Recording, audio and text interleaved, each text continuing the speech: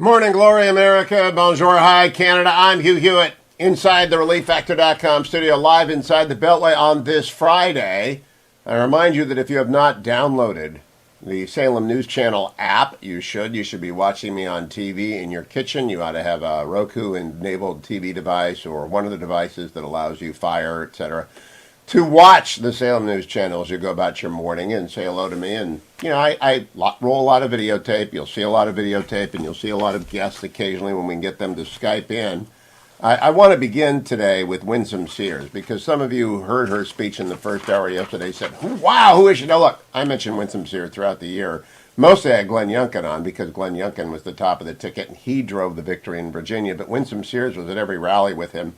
And this new lieutenant governor-elect of America is going to be a superstar and is going to tour the country as the articulate defender of freedom and opportunity, the antithesis of CRT, though she is herself African-American. She's a Marine. She's inspiring. She was on Hannity 2 nights ago, and I love the fact that she managed to talk about, I'm no longer the president of the Nixon Foundation. I'm just a board member now.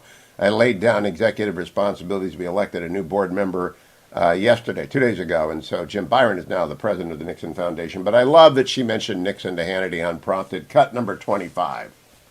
Well, I tell you, the first person who ever really talked about black business equals black power was Richard Nixon.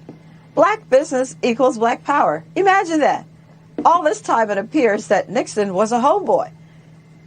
What we're going to do is we need someone who has sensible ideas, sensible solutions, because, you know, the message is important, but the messenger is equally important. And what I want to say to black people, Asian people, whatever, minorities, Latinos, whatever, don't allow political parties to divide us. Don't allow political parties to use whatever grievances that have been historically against you to force you to look at them as the savior so that they can swoop in and think they're saving you when all they're doing is pitting one race against the other, one race against the other.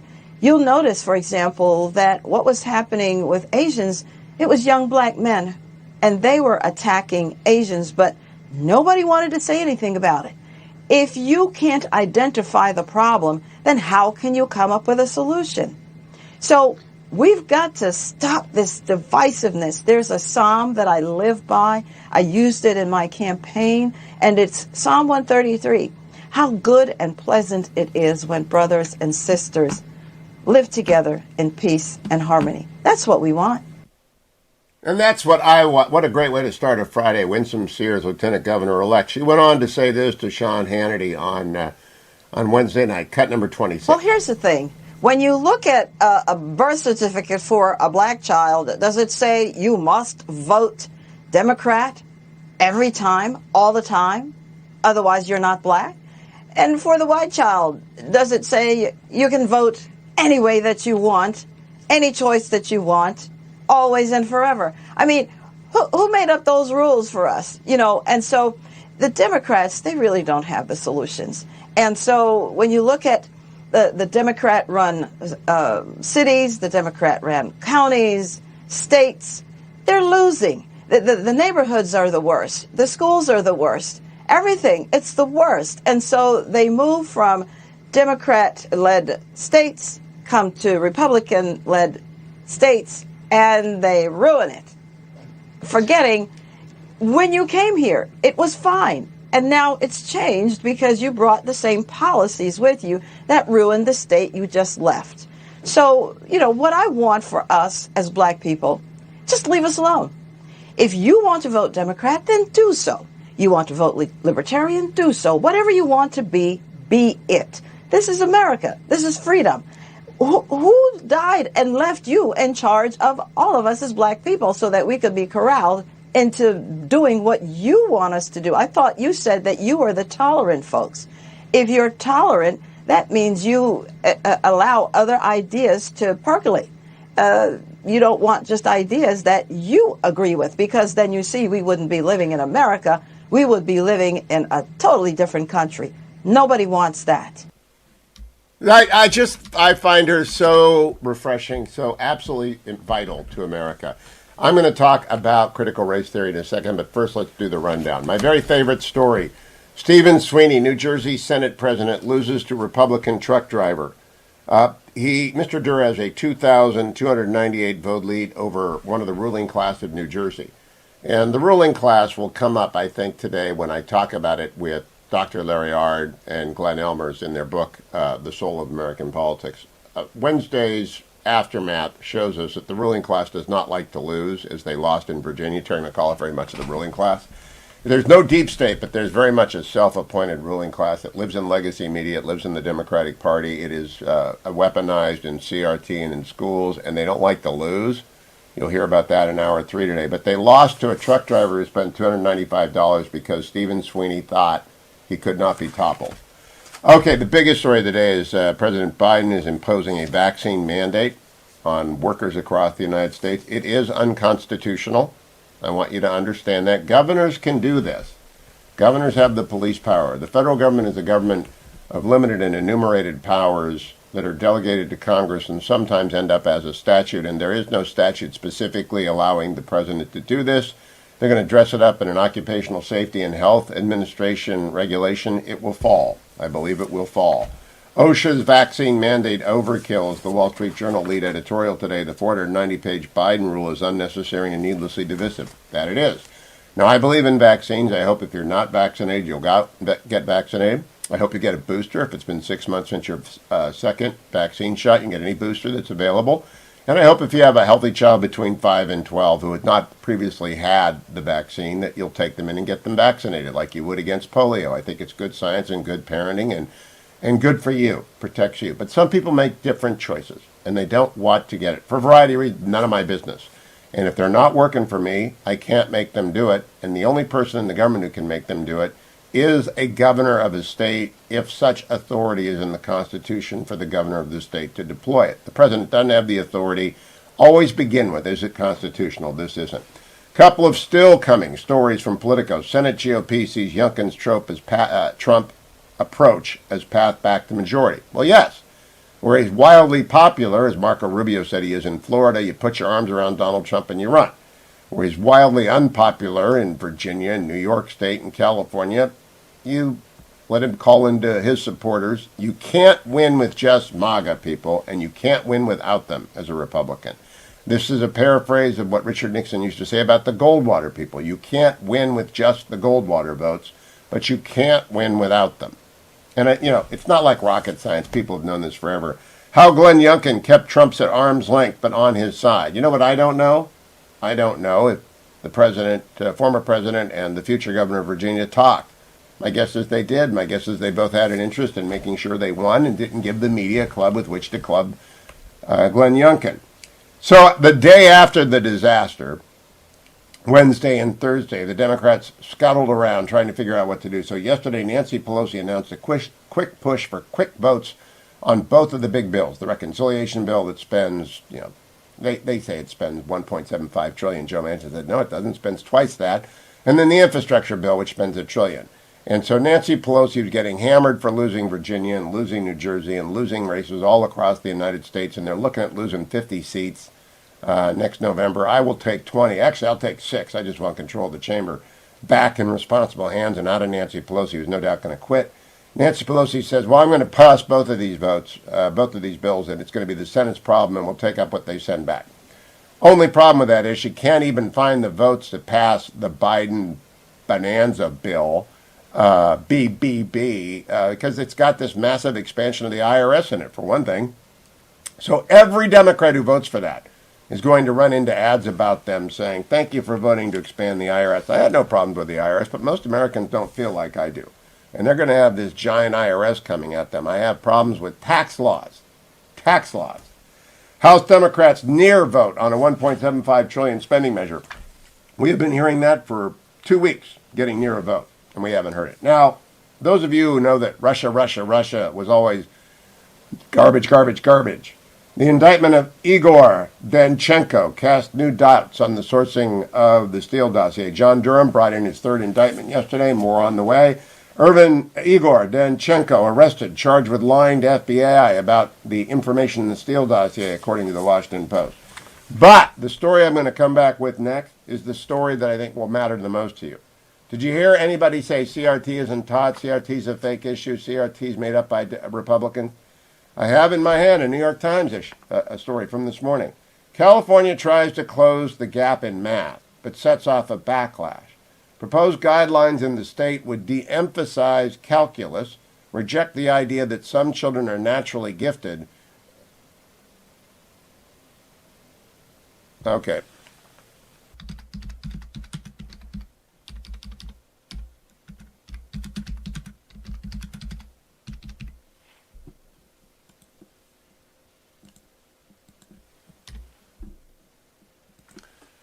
Welcome back, America. That music means it's time for our Friday Look at the Movies with Sonny Bunch, official movie critic of the Hugh Hewitt Show, rolling in airline miles with which I pay him, but I have to warn him. Good morning, Sonny. How are you?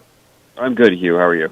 Good. I've often accused you of failure to warn over the years, and I have to warn you that we have a Marvel comic books hobbyist in studio. He's a Butler Beagle. John Schroeder often writes at the website HughHewitt.com, and he stopped by the studio this morning because he knew you'd be talking about the Eternals, and he knows you're wrong. He's anticipating being wrong, and he just wants to get an early start on critiquing Sonny Bunch's wrong take on a Marvel's movie, because I don't think you can ever satisfy the Marvelverse, can you?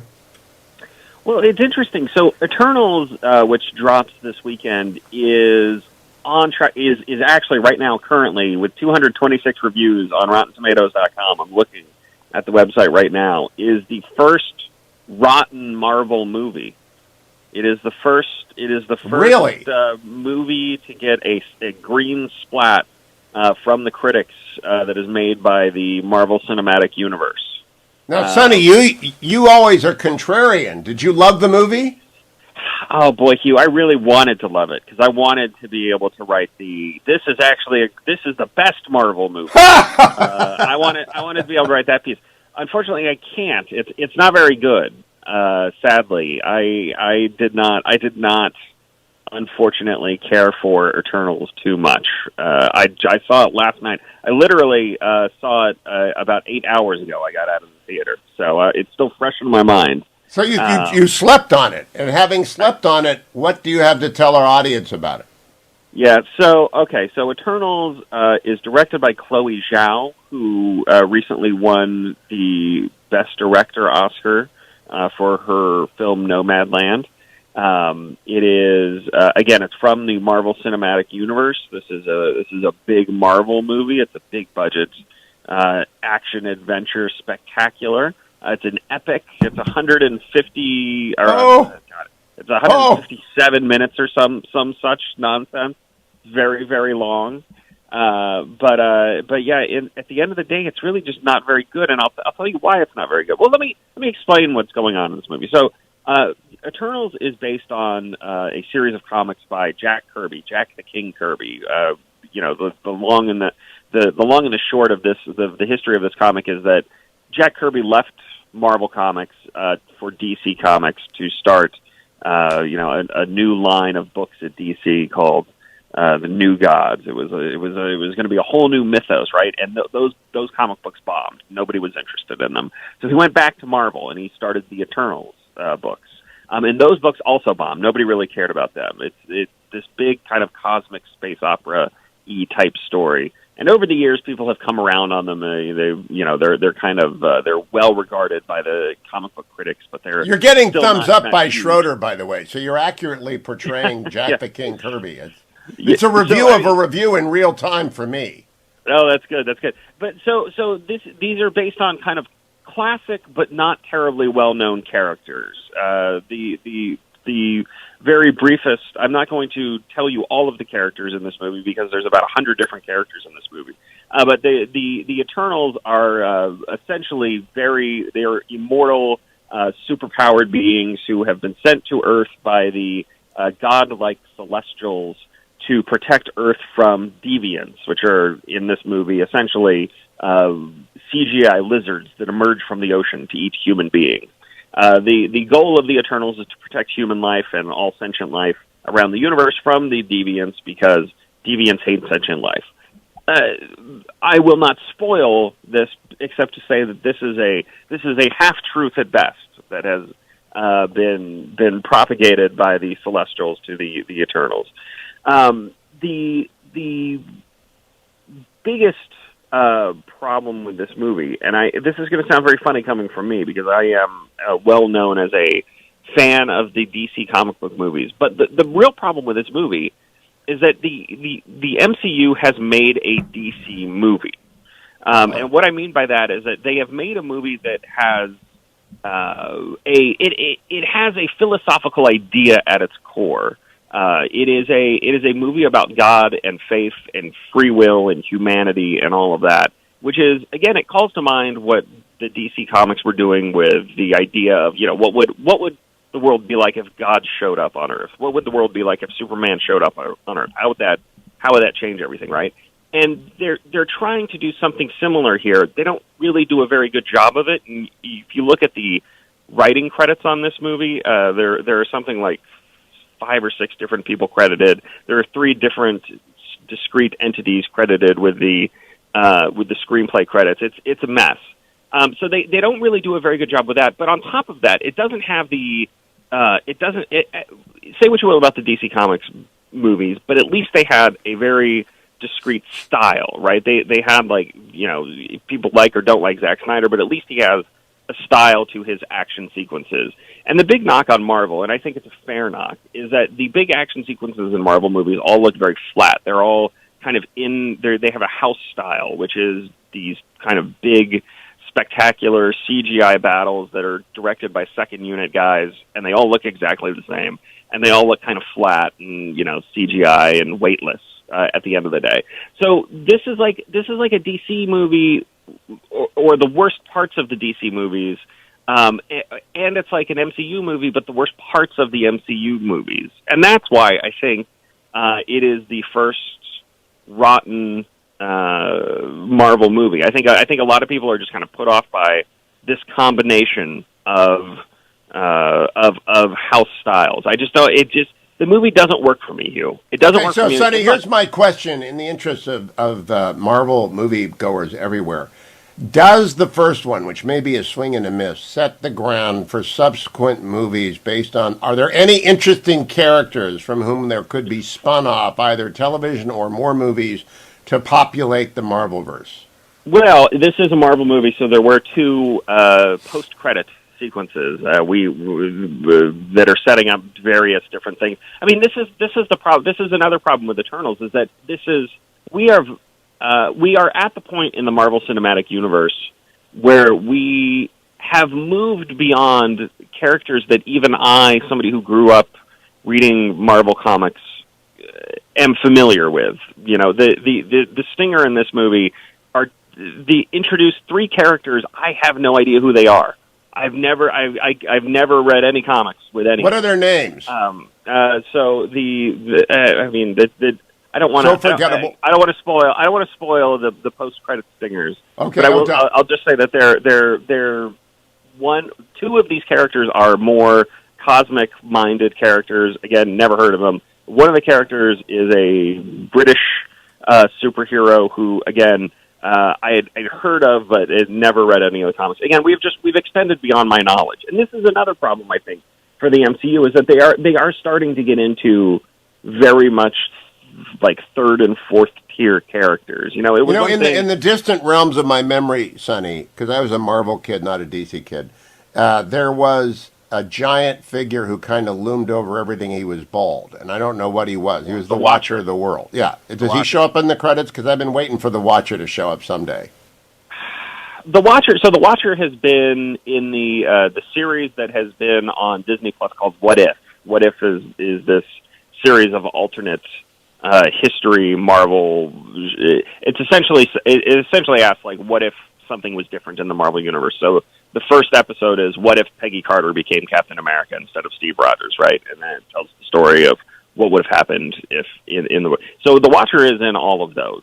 I'll put it that way. All right, so my question to you, Sonny, is it a good thing for movies that that Stan Lee and Jack Kirby invaded cinema. Because it is a whole different universe of cinema. It's like the Big Bang happened when Iron Man came out.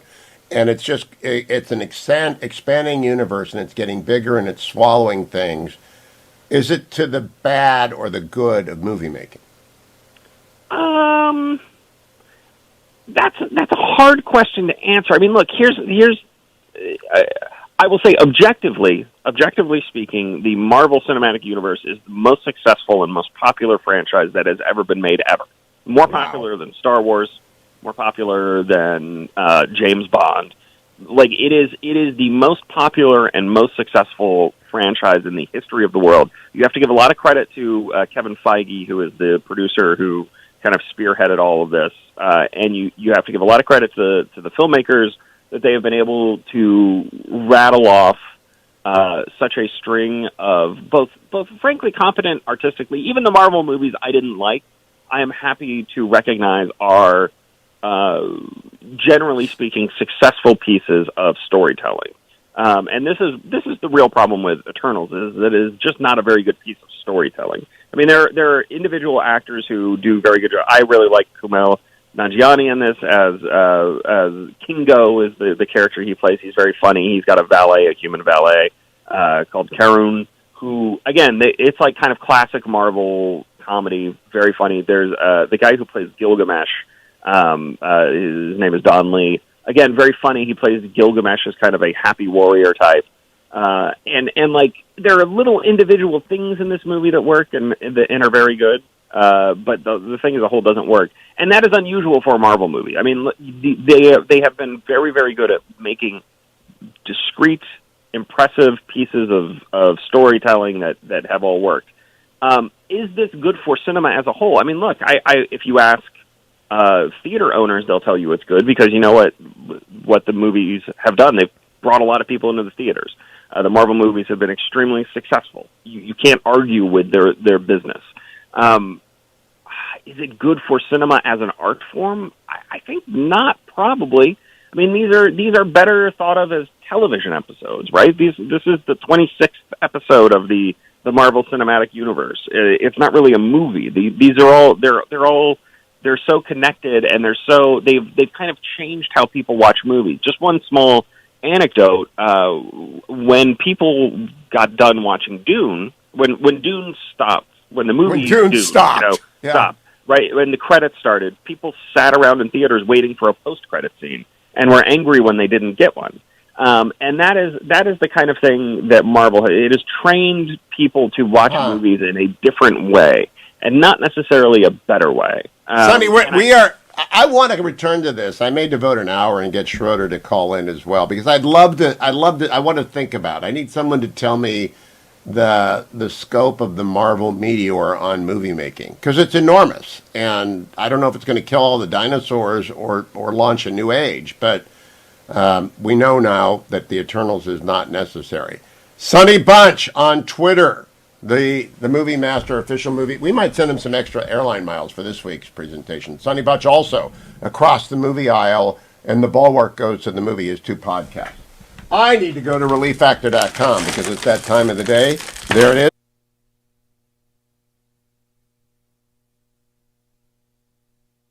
Joined now by the poet laureate of the Hugh Hewitt Show, Tarzana Joe, on an election week. Hello, Joe. Hello, and an election poem. How about that? I anticipated correctly. Because you did give me a challenge last week, and though the challenge was an easy one to meet, I think I have done my best. The autumn leaves are turning, and the frost is on the pumpkin. I'd like to thank McAuliffe for handing this to Youngkin. He threw the pitch he wanted to, but boy did that guy groove it. He put his foot into his mouth and just would not remove it. And even more than Terry, I'm thanking Youngkin, too, for taking on the challenge which he didn't have to do. He ran a booming business. He was not a politician, but he loved the state he lived in, and he made that state his mission. He faced the slings and arrows and the personal attacks by telling all Virginians, hey, folks, I've got your backs. He did it, though the pundits were all saying in advance, the numbers tell the story, and he doesn't have a chance. Thank you to the candidates all across this nation who who ran for local offices to little adulation. The mother and the minister, the trucker and the kid. To those of you who didn't win, and those of you who did, you showed the mighty media a movement has begun, and citizens still have a say in how their countries run. That liberals will make mistakes when given too much rope, and America, and how it goes, is still the last best hope. And that's Yes, Virginia, there is a Republican Party by Tarzana Joe. Can I add a Hewitt codicil? Oh, sure. Every stanza is welcome. You know, there's always in the hymnal at church, they always add an extra verse. And refuses to be woke. Okay, all right. It's the Hewitt version. I think that's a good. We'll work on that. We'll try to get it to rhyme, actually, and everything. Just the Tarzana, I think that gets me 10% of your commissions this week, Joe. Well, you probably deserve at least that. I'm telling you, people can get the poems that they need. I just ordered up an election poem, and Joe came through at TarzanaJoe@Reagan.com. If you email him, TarzanaJoe@Reagan.com. Is TarzanaJoe.com the website up and running? Yes, it is, although people seem to send me the I want a poem 4 or 5 times, not knowing if it went through. But it did go through. Thank you. Good. Good. And business is good? Absolutely. Best year ever. Absolutely. Thank you, Joe. The COVID shutdown is reopening with a verse, and that means good things. Go to find Joe at TarzanaJoe@Reagan. Welcome back, America. Hugh Hewitt inside the Beltway. It's Friday. I often do things differently. Danielle Hitchen is, of course, a great author who you've heard on the show before, and I always like to put forward Danielle because she developed a line of books for preschool children. Danielle Hitchen, welcome back to the program. Good to talk to you. Thank you so much, Hugh. I appreciate you having me on today. Now, I love your books so much. I want you to set everyone up on what they are, how many they are, where they find them, and tell us about your new project. Yeah, absolutely. So the Baby Believer books are all primer-style board books designed to teach babies, toddlers, and preschoolers the core beliefs of the Christian faith through basic concepts like counting, opposites, animals, etc. You can find them all on my website, which is babybeliever.com, but you can also get them on Amazon and christianbook.com. Give us an example. Give us the first one you did, which is the counting book, which I've given to every infant, or the Fetching Mrs. Hewitt has as a baby present for the last 5 or 7 years since you wrote it. Yeah, so our first book is First Bible Basics, a counting primer, and it teaches the core tenets of the Christian faith through counting. So we start with one God, 2 natures of Jesus, he's fully God and fully man, the 3 persons of the Trinity, all the way on up through the 8 Beatitudes, the 9 fruits of the Spirit, and the 10 Commandments. And one thing I love go ahead. It's beautifully illustrated and children can chew on it. Yes, it is. It definitely is. It's gorgeously illustrated. The art is just stunning, and my illustrator is fabulous. So how many of those board books have you done that are the basics of the Christian faith made accessible for moms with toddlers and babies to read like they read their first books? So we currently have 8 books in our series, and we have a variety of types. We've got counting, movements, opposites, animals, emotions, anatomy, alphabet, and shapes. So we basically run the gamut. And now we're looking to expand into Spanish translations of our work. So our first project is to translate First Bible Basics into Primeros Principios Bíblicos as a counting primer for Spanish-speaking families. And we are working right now to fund that via Kickstarter. Now, first, do you want me to kind of assist in the translation, given my Spanish skills? Okay, second. Sure, you're welcome to do that. Since I can't do that, no, she doesn't want to do that. Okay, I can now promote the Kickstart. Where do they find Kickstart? How much do you need to raise? Because these all make money once they get going. People need to be in there. Yes, once they get going. So the Kickstarter is unique for us because generally we partner with a publishing house to print and distribute our books. But foreign language translations are a little bit complicated, and so in order to bring this to market as fast as we possibly could, we decided to go the self-publishing route, and that's why the Kickstarter is really essential.